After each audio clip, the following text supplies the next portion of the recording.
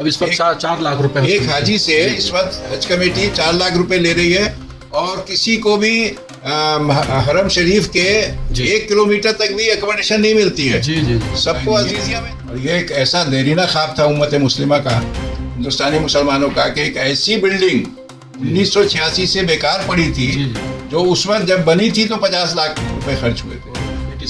86 में फाइनल हो गई थी जी जी। और वो बॉम्बे के मुसलमानों ने अपने पैसों से बनाई थी। उसमें कोई गवर्नमेंट ऑफ इंडिया का कहीं कोई पैसा शामिल नहीं था, लेकिन वो बन पड़ी। मैं तो इस बात को मानकर चलता हूँ कि जो खुदा कुरान में साफ कहता है कि मैं किसी से उसकी वुसअत से ज्यादा काम नहीं लेता हूँ। जी जी। सटीक खबरों का सीधा असर। आप देख रहे हैं एनसीआर समाचार। नमस्कार, आप देख रहे हैं एनसीआर समाचार। मैं हूं कमर अहमद। एनसीआर समाचार पर जिस तरह से हम कुछ ऐसी शख्सियतों को रूबरू करने की कोशिश में रहे हैं, जिस तरह से देश के लिए हो या जो माइनॉरिटी हो उसको मिल करके काम करने वाली ऐसी शख्सियतें, एजुकेशन को लेकर के जो काम करने वाले लोग हैं, उनको कहीं ना कहीं हम आपके रूबरू करने की कोशिश में रहे हैं। आज ऐसी ही शख्सियत के साथ हम मौजूद हैं, जनाब सबी अहमद साहब। सबी अहमद साहब एक ऐसी शख्सियत है एजुकेशन को लेकर के, जिस तरह से इन्होंने एक लंबा अरसा काम किया है, वहीं कहीं ना कहीं माइनॉरिटी को लेकर के वो सीरियस रहे हैं हमेशा। हमने देखा है निज़ामुद्दीन के अंदर जो स्कूल है, न्यू राइजिंग स्कूल, उसकी बुनियाद 1978 में जिस तरह से पड़ी थी, उस वक्त उनको प्रेसिडेंट बनाया गया था और उस प्रेसिडेंट के रहते हुए उस न्यू राइजिंग स्कूल में जिस तरह से काम लोगों ने देखा है, माइनॉरिटी के लिए जिस तरह से काम हुआ है वहाँ पर, वो लोग उसको भुला नहीं सकते। वहीं कहीं ना कहीं इन्होंने जिस तरह से हज कमेटी में अपना एक रोल निभाया, हज कमेटी में रहते हुए जिस तरह से उन्होंने काम किया और जो लोगों की खिदमत एक तरह से जो अंजाम दी जब हज कमेटी में वो रहे थे, मैं समझता हूँ एक बड़ा काम, बड़ी शख्सियत होने के नाते कहीं ना कहीं कहलाई शख्सियत तभी जाती है जब काम बड़े होते हैं। तो शख्सियत बनने के लिए बड़े काम करने पड़ते हैं, लोगों की खिदमत करनी पड़ती है। हज कमेटी में रहते हुए जिस तरह से उन्होंने खिदमत की थी, हज कमेटी के अंदर CEO के पद पर उन्होंने काफ़ी वक्त काम किया। उसी तरह से अंजुमन इस्लाम हिंदुस्तान का एक ऐसा इदारा है जिसमें माइनॉरिटी के लिए काम करने और उस खिदमत को अंजाम देने की जो एक तरह से बदरुद्दीन तैयब जी की जो सोच रही थी, उसको कहीं ना कहीं आज अंजुमन इस्लाम जिंदा करने की कोशिश में हमेशा रहा है। उसी को देखते हुए, उस खिदमत को देखते हुए जो सबी अहमद साहब ने खिदमत की थी, उन खिदमत को देखते हुए अंजुमन इस्लाम ने भी उनको वहाँ बुलाया और CEO के पद पर काफ़ी वक्त उनसे खिदमत ली। आज हमारे साथ मौजूद जो शख्सियत जनाब सबी अहमद साहब से ही डायरेक्ट हम पूछेंगे कि किस तरह से उन्होंने इतना लंबा अरसा, जो कि 1978 से वो काम कर रहे हैं, कहीं ना कहीं अपना भी उन्होंने एक कॉलेज अमरोहा के अंदर बनाया है, किस तरह से एजुकेशन को लेकर के काम कर रहे हैं, किस तरह से उनकी खिदमत जो लोगों को कहीं ना कहीं दिलों में जो बसते हैं। क्या रहा है सर आपका इतना लंबा सफ़र आपका रहा है, किस तरह से आपने इस काम को अंजाम दिया और कैसे लोग, किस तरह से कई गवर्नमेंट इसमें चेंज हुई हैं, कई मुश्किलें सामने आती हैं, किस तरह से आपने कौम की खिदमत की है सर? बहुत शुक्रिया कमर सर कि तुमने मुझे ये मौका दिया NCR पर आपसे रूबरू होने का। एक बात मैं शुरू में ही क्लियर कर दूं, जो अभी तक आपने इंफॉर्मेशन दी, मैं न्यू राइजिंग स्कूल का प्रेसिडेंट शुरू से नहीं हूँ। उस वक्त मैं गवर्नमेंट सर्विस में था जब ये सोसाइटी बनाई थी। जी सर। लेकिन मैं सोसाइटी का पहला कन्वीनर ज़रूर था। अच्छा, फाउंडर मेंबर हूँ और सोसाइटी का, और जिसको वीडू कहते हैं। जी जी। सोसाइटी का नाम है वीडू, जिसने ये स्कूल कायम किया और अभी तक चला रही है। मैं प्रेसिडेंट हुआ 2009 में, जब ICHR से गवर्नमेंट से रिटायर हो गया 2009 तब से मैं प्रेसिडेंट हूँ और अभी तक गवर्नमेंट जॉब में आकर। आमतौर पर क्या होता है कि अगर आदमी को नौकरी मिल जाती है तो फिर वो सोचना छोड़ देता है किसी दूसरे के लिए। लेकिन अल्लाह का शुक्र है कि मेरी सोच शुरू से ये रही। जब निज़ामुद्दीन में भी मैंने अंजुमन तालीम व तरक्की भी बनाई थी। इस वक्त ये सोसाइटी बनाई, उससे पहले निज़ामुद्दीन में जब मैं रहता था, हज़रत निज़ामुद्दीन में, तो अंजुमन तालीम व तरक्की बनाई थी और वो हज़रत निज़ामुद्दीन औलिया बस्ती हज़रत निज़ामुद्दीन औलिया के एजुकेशनल डेवलपमेंट के लिए भरपूर काम कर रही थी। हमने एडल्ट एजुकेशन सेंटर चलाया, हमने वहाँ इंफॉर्मेशन सेंटर चलाया और वो एक मिली जुली संस्था थी, रजिस्टर्ड ऑर्गेनाइजेशन थी, जैसे ये न्यू राइजिंग स्कूल की सोसाइटी रजिस्टर्ड है। कहीं ना कहीं मेरी सोच में ये बात ज़रूर रही कि कभी अकेले चलने की बात नहीं होनी चाहिए, समाज को साथ लेकर, सोसाइटी को साथ लेकर चलना चाहिए। तो ये सोसाइटी जब वजूद में आई तो उसके पीछे यही सोच थी और मुझे खुशी है कि मेरे हम ख्याल काफ़ी लोग मिलते चले गए और बात आगे बढ़ती चली गई। ये स्कूल इस वक्त न्यू होराइजन स्कूल दिल्ली के मुमताज़ इदारों में शामिल है। जी जी। बहुत से मैं कहता हूँ प्रोग्रेसिव स्कूल्स की कहीं ना कहीं प्राइमरी बेस की जो जरूरत होती है वो कहीं ना कहीं न्यू होराइजन स्कूल से पूरी हो रही है। और मुझे ये कहने में कोई भी दिक्कत नहीं है, कोई आपत्ति नहीं है कि इस वक्त मुसलमानों के जो चंद मुस्लिम मुमताज़ इदारे हैं उनमें से एक इंग्लिश एजुकेशन के, जी जी जी। न्यू होराइजन स्कूल उसमें सर फहरिस्त है। अच्छा सर, मैं ये जानना चाह रहा था, जिस तरह से आप हज कमेटी में रहे थे उस वक्त बहुत सारी ऐसी बुनियादी ज़रूरतें थी हज कमेटी के अंदर। बहुत सारे लोग यहाँ से हाजी जो जाते थे वहाँ कहीं ना कहीं हज में जाने के बाद में उनको बड़ी परेशानी का सामना करना पड़ता था। किस तरह से आपने वो कई सारी सहूलियतें, क्योंकि उसके बाद जो है काफ़ी सारी चीज़ें चेंज होती गई, बहुत सारी चीज़, क्या लगता है कि आपके रहते हुए कितनी मुश्किलें आपको हुई थी? अल्लाह का शुक्र है कि अल्लाह ने मुझसे वो काम लिया। और मैं तो इस बात को मानकर चलता हूँ कि जो खुदा कुरान में साफ कहता है कि मैं किसी से उसकी वसअत से ज़्यादा काम नहीं लेता हूँ। जी जी। मेरा गवर्नमेंट ऑफ इंडिया ने उस वक्त 1995 में 12 दिसंबर 1994 को मेरा सिलेक्शन होकर मैंने ज्वाइन किया था। जी। उस वक्त हज कमेटी में हिंदुस्तान की जी। सिर्फ एक कंप्यूटर था जो खराब पड़ा था। जी जी। और उसका प्रिंटर नहीं था। तो अब आप अंदाजा लगा लीजिए कि हज का जो इंतजामात होते थे वो किस तरीके के होते होंगे। बिल्कुल। और हमारा ऑफिस जो था हज कमेटी का वो साबु सिद्दीक मुसाफिर खाने में चलता था, जिसमें 22 लोगों के लिए एक टॉयलेट था। जी जी। और बाकी जो एम्प्लॉइज थे वो जो कमरों के टॉयलेट से उनको इस्तेमाल करने पर मजबूर होते थे। मैंने सुना ये है कि असल में आपके आने के बाद में काफी सारा अल्लाह का शुक्र है कि 5 साल मैं वहाँ रहा गवर्नमेंट के तरफ से। और मैंने न सिर्फ साबु सिद्दीक मुसाफिर खाने से हटाकर हज हाउस को वागुजार कराया, एग्जीक्यूट कराया। अल्लाह की मदद शामिल थी और उस वक्त की गवर्नमेंट ऑफ इंडिया भी सपोर्ट कर रही थी। और इवन मैं तो कहूँगा कि उस वक्त जो शिवसेना की सरकार महाराष्ट्र में आ गई थी उसने भी मेरा पूरा साथ दिया। इसमें कोई दो राय नहीं है। अगर वो चाहते तो उस वक्त रोक सकते थे, लेकिन इस मामले में चाहे शरद पवार साहब रहे हों, चाहे शिवसेना की सरकार रही हो, और यहाँ कांग्रेस की सरकार तो नरसिम्हा राव जी की वो तो पूरी मदद कर ही रही थी, इसमें कोई दो राय नहीं है। और ये एक ऐसा देरीना ख्वाब था उम्मत मुस्लिमा का, हिंदुस्तानी मुसलमानों का, कि एक ऐसी बिल्डिंग 1986 से बेकार पड़ी थी जो उस वक्त जब बनी थी तो 50 लाख रुपए खर्च हुए थे। 86 में फाइनल हो गई थी। और वो बॉम्बे के मुसलमानों ने अपने पैसों से बनाई थी। उसमें कोई गवर्नमेंट ऑफ इंडिया का कहीं कोई पैसा शामिल नहीं था। लेकिन वो बंद पड़ी थी एक कानूनी पेचीदगी की वजह से। अल्लाह का शुक्र है कि बिल्कुल।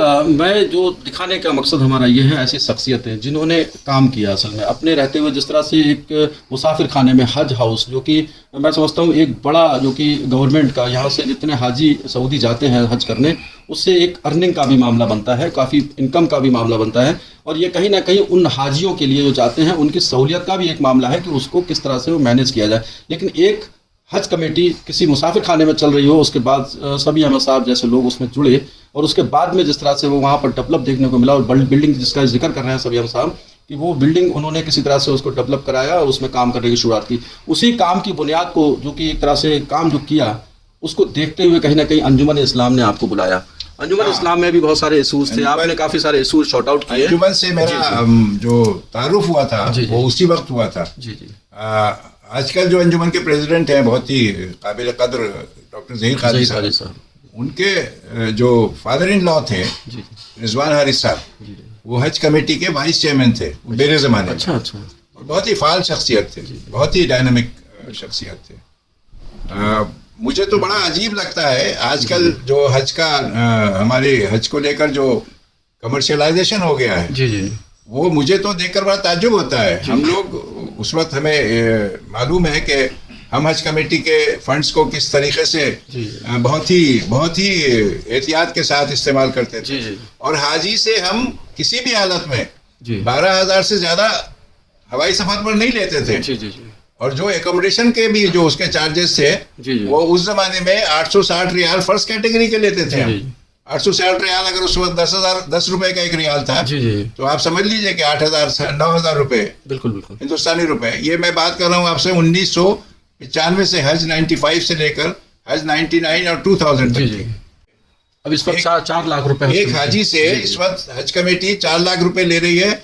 और किसी को भी हरम शरीफ के जी। 1 किलोमीटर तक भी एकोमोडेशन नहीं मिलती है। जी जी जी सबको अजीजिया में, हिंदुस्तानी हाजी हुज्जाज को अजीजिया में ठहराया जाता है। जी जी। हम उस वक्त सोचते ही नहीं थे कि अजीजिया में भी किसी कोई हाजी को रख सकते हैं। मतलब कहने का मकसद ये है कि सहूलियतें उस वक्त कम पैसे में ज़्यादा दी जाती थी, लेकिन आज ज़्यादा पैसे में सहूलियतें नहीं है। हम हर कीमत पर जी। इसकी कोशिश करते थे जी जी कि एयर इंडिया एक पैसा ना बढ़ाए जी जी और अपना पूरा जो जोर था गवर्नमेंट ऑफ इंडिया का जी जी वो इस पर लग जाया करता था। जो चेयरमैन थे उस वक्त सलामतुल्लाह साहब, वो भी इस मामले में बहुत ही जी, जी।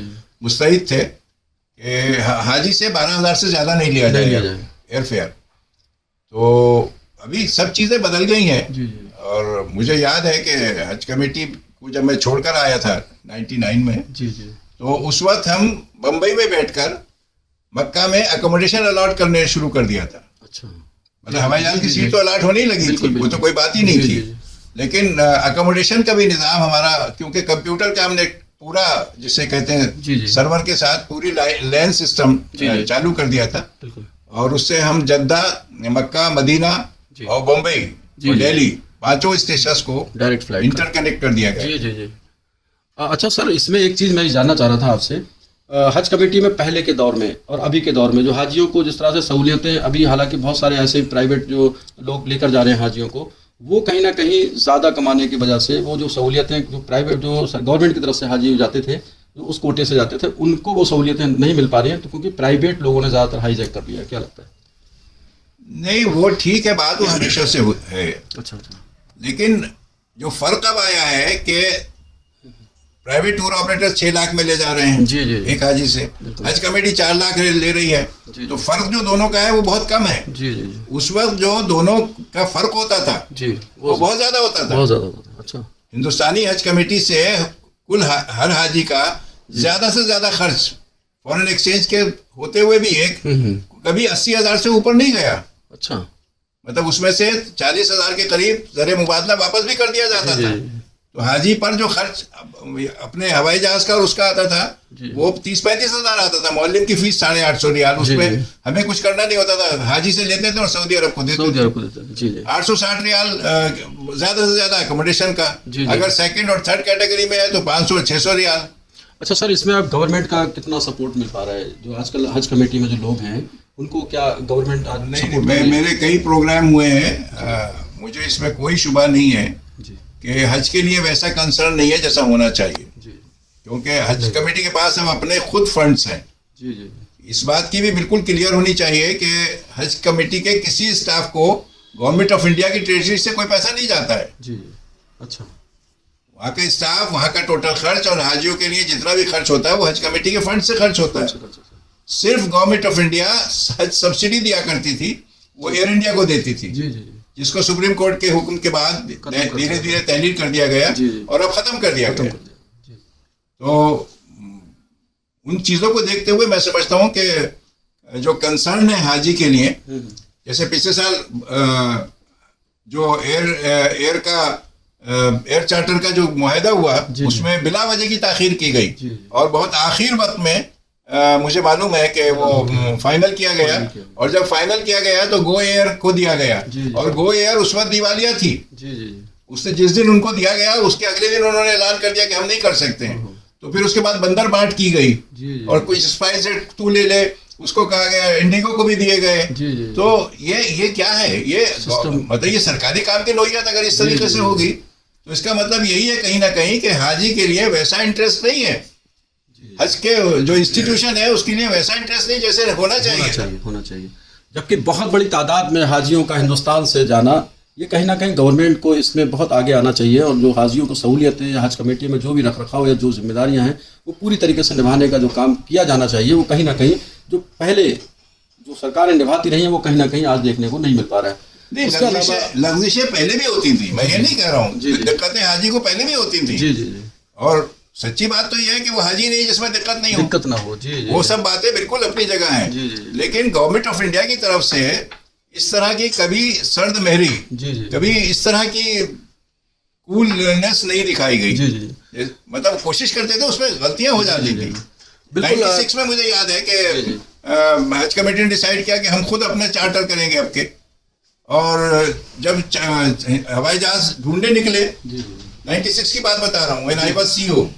तो जिस कंपनी के लिए फाइनली डिसाइड किया, तो वो उसके पास जहाज ही नहीं थे। तो फाइनली उस वक्त भी भागदौड़ मची थी, लेकिन अल्लाह का शुक्र था कि अमेरिका ने एक कंपनी मिल गई जिसके 2 जहाज खाली खड़े थे। अच्छा, और वो बहुत अच्छे जहाज उन्होंने वो किया, तो उनसे ले लिया। जी। अच्छा सर, एक चीज़ मैं जानना चाह रहा था असल में, क्योंकि जिस तरह से हज कमेटी, खैर सफ़र जो हाजियों के लिए होता है खासतौर पर, वो दिक्कतें ना हो तो हजी ना हो, वो कहीं ना कहीं सफ़र की दिक्कतों के लिए तो ये हम मान सकते हैं, लेकिन कहीं ना कहीं हाजी के भी जहन में जो है, अब हाजी का भी थोड़ा परसेप्शन बदला है। जी। हज दिक्कत का नाम था जी, अंग्रेजी के सफर का नाम था, SUFFER। बिल्कुल सफर। लेकिन अब जो है हमारा हाजी वो पिकनिक के मूड में जाता है, ये कहीं तो वो कहीं ना कहीं हाजी को भी अपने आप को ठीक करना होगा। बिल्कुल, जिस तरह से हाजी यहाँ से प्लान करता है तो कहीं ना कहीं एक्सेप्ट ये करता है कि वहाँ जाकर के वो जो उसका 40 दिन का समय है वो कहीं ना कहीं एंजॉय के मूड में आज के टाइम में जो देखने को आ रहा है, कहीं ना कहीं सभी साहब ने बहुत क्लियर बताया। साथ में एक चीज़ मैं जानना चाहूँगा सर, एक आपने इतने बड़े लेवल पे काम किया, जुम्मन इस्लाम में काम किया, हज कमेटी में काम किया, न्यू राइजिंग स्कूल के लिए खिदमात अपनी दी हैं, उसके अलावा आपने अपना भी एक कॉलेज बनाया है। उस कॉलेज में वो भी गलतफहमी है, वो भी लोगों को गलतफहमी है। मैंने अपने लिए कोई काम आज तक नहीं किया। आई एम वेरी, नहीं, मेरा मतलब वो भी लोगों नहीं, I am very proud to say, मैंने जैसा ये न्यू राइजिंग की सोसाइटी है, मैं उसका प्रेसिडेंट हूँ, ऐसे ही वो अमरोहा में एक ट्रस्ट हमने एजुकेशन का बनाया था। उसमें एक बीएड का कॉलेज खोला था 2003-2004 में। मैं उसका वाइस चेयरमैन था, और ये सिलसिला चलता रहा। उसके बाद 2018 में उसी ट्रस्ट ने, जबकि मैं बंबई में था, मैंने नहीं खोला था, उसी ट्रस्ट ने, राशिदा बेगम मुस्लिम महाविद्यालय ट्रस्ट ने एक फार्मेसी का कॉलेज खोला 2018 में। तो उससे भी मैं बहैसियत ट्रस्टी के जुड़ा हुआ हूँ, मेरा नहीं है वो। मैं कभी भी इस बात में हमेशा मैंने यकीन रखा है कि आदमी को सोसाइटी को लेकर काम करना चाहिए। बिल्कुल, जिस तरह से अपनी ज़िंदगी का बहुत बड़ा हिस्सा जो है, एक तरह से खिदमत जो उन्होंने की है, सभी अहमद साहब की मैं बात कर रहा था असल में, क्योंकि जिस तरह से अभी एक ट्रस्ट जो कि न्यू राइजिंग स्कूल का जो बना था, उसके प्रेसिडेंट भी रहे, फाउंडर मेंबर भी रहे, और आज भी उसके प्रेसिडेंट सभी अहमद साहब ही हैं, क्योंकि वहाँ पर जो काम इस तरह से देखने में आ रहा है, और जो ट्रस्टी हैं उन सबका भरोसा कहीं ना कहीं इस बुनियाद पर सभी अहमद साहब के साथ है, क्योंकि जो काम एक तरह से, जो खिदमत एक तरह से सोच होनी चाहिए, वो सभी अहमद साहब के अंदर नज़र आती है। उसी को लेकर के कहीं ना कहीं वो काम आगे भी शायद लोग चाहते हैं कि किसी तरह से हो, सभी अहमद साहब की सरपरस्ती में आगे काम होता रहे। जिस तरह से मैं आपको बता दूं, क्योंकि हमने कई शख्सियतों के बारे में आपको रूबरू कराया है, आज ऐसी शख्सियत जो कि सभी अहमद साहब का हमने बातचीत की है, आप क्योंकि ऐसे लोग जो भी यहाँ जहाँ पर भी हमारी नज़र में आते हैं, हम कोशिश करते हैं उनको आपके साथ रूबरू कराएं, और इस तरह से, क्योंकि लोगों को समाज में हमारे एक तरह से मोटिवेशन हो, लोग इस चीज़ को समझें कि जो खिदमत बुजुर्गों ने, बड़ों ने जो की है, वो कहीं ना कहीं नौजवानों में आए। बहुत बहुत शुक्रिया। आप देख रहे हैं NCR समाचार, मैं हूँ आपका भाई कमर अहमद। ऐसी वीडियो के साथ नेक्स्ट टाइम मिलते हैं। बहुत बहुत शुक्रिया।